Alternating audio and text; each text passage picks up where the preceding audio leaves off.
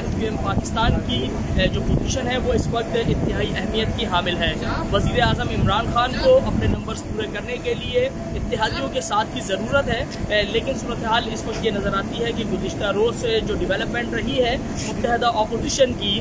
جو ملاقاتیں رہی ہیں متحدہ قومی موومنٹ سے، اس میں جو ہے وہ کافی حد تک اب معاملات حل ہوتے نظر آ رہے ہیں۔ MQM کی جانب سے یہ کہا گیا ہے کہ ایک تحریری معاہدہ تیار کیا گیا ہے جس پر متحدہ اپوزیشن کی جانب سے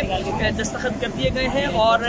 متحدہ قومی موومنٹ کی جو رابطہ کمیٹی ہے آج 2 بجے کا جو اجلاس اس وقت جاری ہے اس میں فیصلے کی توثیق دی جائے گی۔ اس میں یہ فیصلہ کیا جائے گا کہ جو اراکین رابطہ کمیٹی اور سربراہ متحدہ قومی موومنٹ نے گزشتہ ایک ہفتے کے اندر حکومت اور اپوزیشن کے ساتھ معاملات طے کیے ہیں اس میں کس نتیجے پر پہنچے ہیں، اور جو تحریری معاہدہ متحدہ اپوزیشن کے ساتھ تیار کیا گیا ہے اس کے نکات سے رابطہ کمیٹی کو آگاہ کیا جائے گا اور ان سے اس کی توثیق لی جائے گی۔ اس کے حوالے سے اگر بات کی جائے ملکی صورتحال کی تو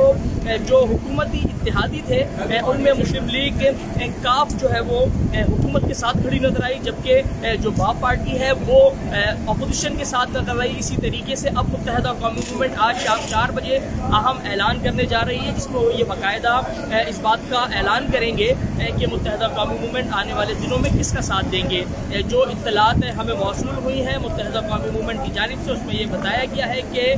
جو گزشتہ شب ملاقات رہی ہے متحدہ اپوزیشن کے رہنماؤں سے ان سے معاملات کافی حد تک جو ہے وہ طے ہو چکے ہیں، لیکن MQM کا ایک طریقہ کار رہا ہے کہ وہ کوئی بھی فیصلہ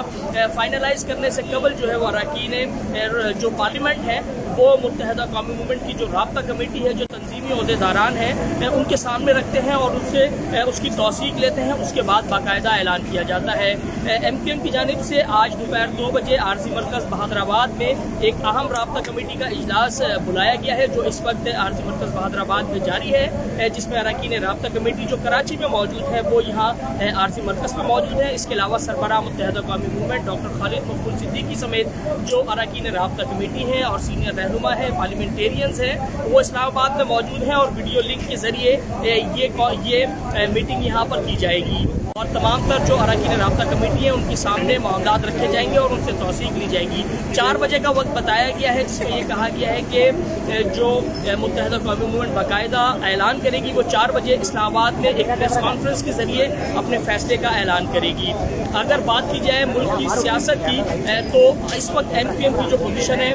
وہ جو ہے وہ انتہائی اہمیت کی حامل تھی، کیونکہ نمبرز پورے کرنے کے لیے متحدہ اپوزیشن کو بھی MQM کی ضرورت تھی، اس کے علاوہ حکومت کو بھی MQM کی ضرورت تھی۔ بات کی جائے اگر ماضی میں ہونے والے معاملات جو اتحادیوں کے درمیان متحدہ قومی موومنٹ کے رہے تو اس میں ملا جلا رجحان رہا، کئی مقامات پر متحدہ قومی موومنٹ یہ کہتی ضرور نظر آئی ہے کہ جو معاملات طے کیے گئے تھے ماضی میں مسلم لیگ نون سے یا پیپلز پارٹی سے یا پاکستان تحریک انصاف سے، ان تینوں معاملات میں اگر کسی پر سب سے زیادہ عمل درآمد ہوا تھا تو وہ جو پاکستان تحریک انصاف کی حکومت ہے اس پہ جو ہے وہ سب سے زیادہ نکات پر عمل درآمد ہوا تھا۔ اس کے باوجود موجودہ صورتحال میں جو اطلاعات موصول ہوئی ہیں اس کے مطابق متحدہ قومی موومنٹ نے یہ فیصلہ کیا ہے کہ وہ اب مزید وفاقی حکومت کا ساتھ دینے نہیں جا رہے ہیں، اور اگر رابطہ کمیٹی اس فیصلے کی توثیق کر دیتی ہے تو MQM 4 بجے باقاعدہ اس بات کا اعلان بھی کرے گی۔ MQM کے 2